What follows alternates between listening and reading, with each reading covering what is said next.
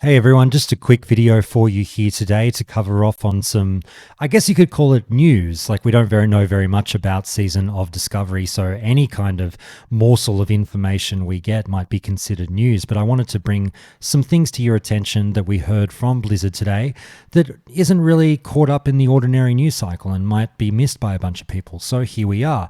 Just a reminder while I'm here, guys, look on this channel, hit the subscribe button if you want to see a bunch of Season of Discovery conversations, the coverage of the game. We'll be doing all that here, so you know what to do if you want to hear that kind of stuff. Also a reminder that, guys, I've done a podcast on WoW Classic for the last more than 5 years. This YouTube channel, I don't upload much of my stuff to it, so if you want to hear everything that I do in the long form podcast that I do, please hit the link in the description of this video. It'll take you to Spotify, and that's how you find hundreds and hundreds of hours of WoW Classic conversation, most of which is old, but there's some new stuff there too that you'll definitely be interested in, so check that out. But I wanted to get into this today, considering we heard from a friend who's Josh Greenfield, I should say, the WoW Classic senior producer, who dropped into the subreddit to give his thoughts on a couple of quick things and some concerns that had been pushed to the forefront by the players at this early juncture without knowing too much about Season of Discovery, just based off of what we saw on the show floor at BlizzCon 2023 with the demo. So I'll just quickly read this one out to you. He was basically asked about the class homogenization issue, which many of you have raised as something that you're worried about. Classes losing their flavor, classes losing their identity, which is something that really set Vanilla WoW apart from other expansions. So I'll read you Josh's answer when he says, "I don't actually think class homogenization will be a huge concern. So far, we've really only added one healing class to the roster, Mage, and we've only splashed class-specific buffs from Shaman and Paladin around to other classes for a tiny bit of faction parity. To compensate for them losing a tiny bit of their profoundly impactful flavor, we've added hugely awesome stuff to those classes. They're among the most grown up of any classes, though everyone gets something really, really awesome, of course. Even the new tank classes are very unique and situated for specific situations. For example, Warlock tanks are going to struggle a bit in Molten Core and BWL because they generate a lot of threat from Searing Pain.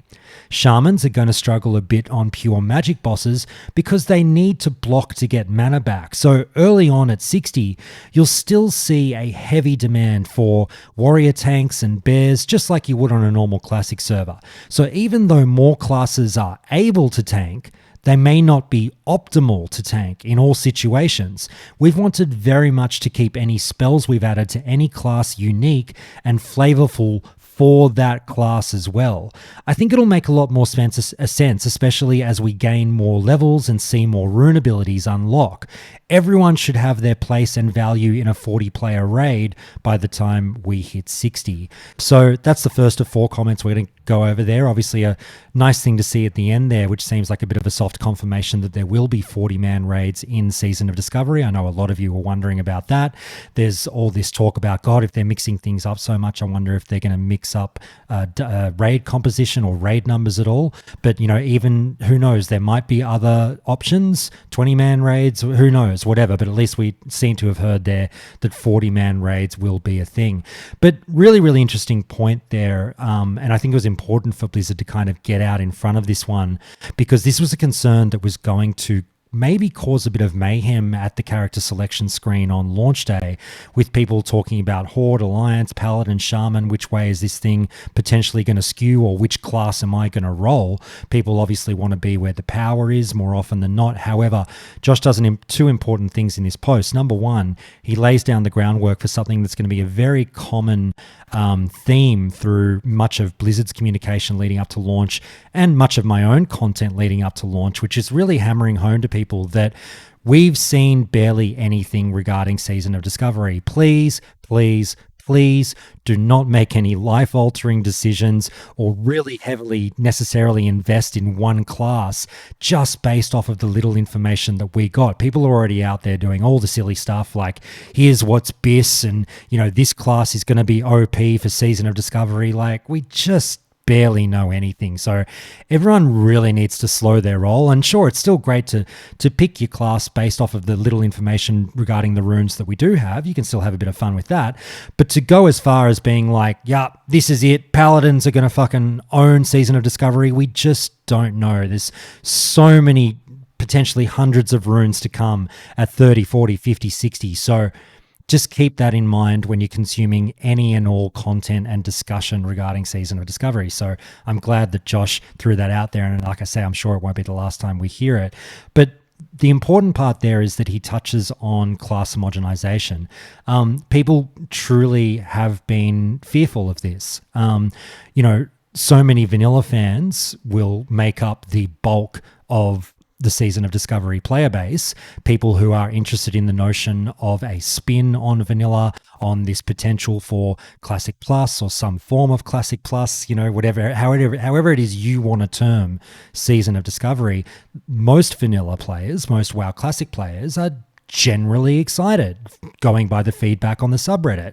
So one of their concerns is, hey, I love vanilla because every class and every spec was quite unique, and I had something in my toolkit that others didn't, and that's why I was now valued by my guild or by my party. And now if everyone kind of gets everything, is everyone going to get an interrupt? Is everyone going to get a heal? What's going to go on here? That could be a little bit of a worry. And I'm glad that Agrend has sort of jumped in early to try to sort of quell that fire a little bit and just say, look, while yes, we have expanded the toolkit for a bunch of classes, don't feel like everyone is going to be a lump of clay that can be forged into everyone being the same. This is a situation where Shaman is still going to feel like a vanilla Shaman, albeit with some, wrath abilities and whatnot, but you're still going to feel like a Shaman, which is going to feel different to a Paladin, which is going to feel different to a Warrior, which is going to feel different to a Warlock tank. They know where their bread is buttered with WoW Classic, and Josh is trying to help massage these concerns about, don't worry, you will still feel like your class and hopefully have a little bit of unique identity to you, even though your toolkit's expanding. So that's good to hear. We'll move on to the next one, where they were discussing a pretty interesting one that we floated on the podcast many months ago.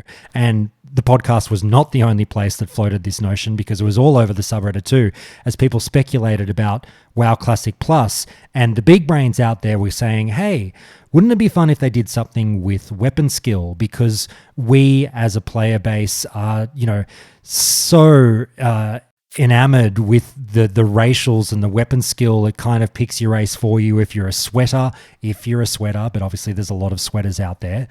So the min-maxiness of weapon skill has always been a kind of beloved but wacky thing with vanilla in an odd way. You know what I'm trying to say. So people have been saying if we mixed it up, that'd be really cool. If we had a bit more choice maybe regarding our race, that we don't feel we have to go in a certain direction if we're rolling a certain class. And Josh addressed this as he said, the question was really from Falcon GK81, says, I'm hoping you maybe have an answer regarding the plans to do something about weapon skill racials in Season of Discovery, perhaps adding some to other races or adding more weapon skill bonuses on loot to make up for it. And Josh answers, this is an interesting question. I think the problem isn't necessarily the racials, but the lack of weapon skill from other sources. No promises or specifics, but I think it's safe to say we have a lot of opportunities now that we can actually make brand new vanilla items. Items aren't the only vector for said opportunities as well. It'll be interesting to see where we end up as we get closer to 60, but I think it's pretty safe to say you'll be just fine if you pick, say, a Dwarf or a Tauren for your Warrior in Season of Discovery. And quite frankly, I'm really, really happy to hear that, because it just says to me that, number one, the Classic team is very much so all over some of the finer, more niche points regarding people's, not necessarily concerns, but ideas for a bit more flavor in a vanilla world and expanding on things. And they've picked it up and said, don't worry, we're 10 steps ahead of you. And it sounds very much so like not only items, but maybe some form of, whether it's runes or whatever, there'll be a variety of ways in which races can up their weapon skill for certain weapons outside of the way in which we're used to, which was just, if you don't pick this race, you're quote unquote doing it wrong. So again, customization seems to be the real, underlying theme of Season of Discovery, which I think is absolutely fantastic. I'm very, very excited to hear that. Further down in this thread, Agren pops back up on another point when he's asked by TacoCat777, wish you were able to ask them more about faction balance. He's talking about Crix's interview, as Alliance already has a massive advantage in PvE. I presume they're saying from what we've seen. Pally buffs, Bop, King, Salve, Might, Fear Ward, and consumes like Light of a Loon, Bag of Marbles, and now with percentage scaling AP from Druid Wind Fury versus the flat AP from Wind Fury Totem, which can't be used with imbues like Sharpening Stones, Poisons, and Oils, by the way. Agren jumps in on that. And again, this has been a very hotly debated topic already in just a few days since the announcement. This, concept of, oh God, look at what we've got. Are we doing the thing where you have to roll Alliance? And I'm, again, very, very happy that this is being jumped on straight away to sort of put that fire out. As Agren says, you have seen a fraction of what exists in Season of Discovery. I'd also like to remind you that Paladins can't get Salvation or Kings yet by 25. I think someone corrected him below and said, can't you get Kings at 20? But either way, we know what he means. This means that there's other things lurking in later level bands to equalize this. Don't worry, it is not Season of Paladins. Shamans have gotten a huge glow up as well, in addition to the parity that we discussed in the panel. It's just that you haven't seen it all yet. I'm sure we'll talk about more in future media. So that does, I think that went without saying anyway, but a lot of players clearly needed to hear it. There was an assumption going around that Blizzard somehow hadn't considered the gravity of what they've done. Oh, they've made Paladins so good, and oh, the Alliance Druids, why the hell would you play Horde now? They're clearly telling you, hey, there are going to be reasons to play Horde. And if you make a big decision like this just based off of a preview, hey, that's on you, man. We've got ideas up our sleeve, and we've got things, quite frankly, that are already made. And it sounds like we're going to love it if you're on the Horde side of the equation as well. And I am playing Horde for Season of Discovery. So I didn't need to hear this. Again, I could have guessed this, but it's still nice to have that thrown out there to, again, just settle the player base down a little bit and go, guys, I know you all want to do the meta thing. I know we're trying to work this game out already after 3 seconds, but quite frankly, you ain't seen shit. So fucking settle down and pick what you want. The whole theme of this thing is play what you want. Play what you think is fun. You don't know what's going to be top of the meters at level 60. You just have no idea. So here's a novel concept. Pick the race and class that you enjoy. And I think that's great. You can have a look at the runes that are coming in, see if that spices it up a bit to the point that you go, ooh, yeah, I'll give Shaman Tank a whirl. That'll be great. And I'm sure that they'll make it really, really good at 60. Go nuts. All right, we'll go for the next one, the last one, where he jumps in again to a person asking a question about Malay Hunter. And they say, this was posted by Veritas Luxmeyer, who says this: if Blizzard wants Malay Hunters to be a thing, please make the Expose Weakness rune trigger on all critical hits and not just ranged critical hits, so that I can roleplay as Rexar and fulfill my childhood fantasy. And I think that's a great point, and a lot of people have been salivating over the potential for Malay Hunters in Season of Discovery, and it definitely seemed like it could be a thing, but we weren't quite sure from what we saw from the runes. And this answer from Agrand, I think, definitely firms up what direction we might be heading in when he says, this is a great suggestion and is something we are already discussing. Malay Hunter doesn't have a lot in that slot that is compelling either, meaning you'd be funneled into taking Lone Wolf and not using a pet, which has some bad synergy with other runes that support Malay. Thanks. So they're taking on the feedback and they're acknowledging that, hey, okay, this might be something that we need to work on. And I'm sure that they're very aware that the passion for Malay Hunter is there. I know a lot of you want it. They know. Guys, they're all over this, okay? The classic team has won a lot of brownie points in recent times. We've come a long, long way from the faceless, nameless classic team that we got for like the first 2 to 3 years of classic. Thankfully, they've realized that, maybe jumping in the pool with us will be a bit more beneficial, and showing face and having conversations with us and talking about, these kinds of elements of the game. So moving forward, I really do hope that this continues. Like I said, I think they've been great through Wrath on this kind of stuff. You can bitch and moan about all the things you want to bitch and moan about in regards to the classic team. There's other issues than they're not perfect. We know that there's other things to address. We're not here just to kiss butt and say everything's amazing now because we're getting Season of Discovery. But in saying that, they're doing really, really well. I think they absolutely kicked butt at BlizzCon. They were the highlight of the convention for me. I'm not just saying that as a classic fan. They owned on stage, and everything I have heard about Season of Discovery makes me very, very excited. And I can tell you that all the friends that I touched base with who were there in person at BlizzCon got to catch up with various members of the classic team at different junctures, either on the show floor or around the hotels at night and whatnot. And everyone said the same thing to me. These guys clearly care about the game, and they clearly love the game. This is not, the team that's just been assigned to something they don't want to do, and they roll their eyes and just do their jobs. They love this game. They play this game, and they think like us, and hopefully they're building a game that we're going to love because they're going to love it. So I think that's really good news going forward.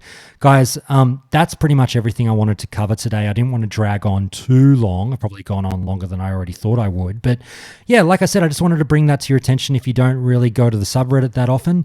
And as always, guys, please, there's going to be plenty of Season of Discovery conversation on my podcast. I do not upload much of my stuff to YouTube. I can't stress that enough. I'll be here on my channel. I'll be streaming, the conversations live. I'll do what I can. But if you want all of my hopefully good content, click the Spotify link below and listen to the show. Don't worry when you see 3, 4, 5, 6 hour episodes. Trust me, it's not 6 hours of dead air and awkward nerds not being able to talk to each other. It's pretty, focused, well-run, on-point conversation. Just give it a go. You might be surprised. Anyway, that's it from me today, everyone. Like always, hit the subscribe button, hit the like button. I'll see you later. Bye.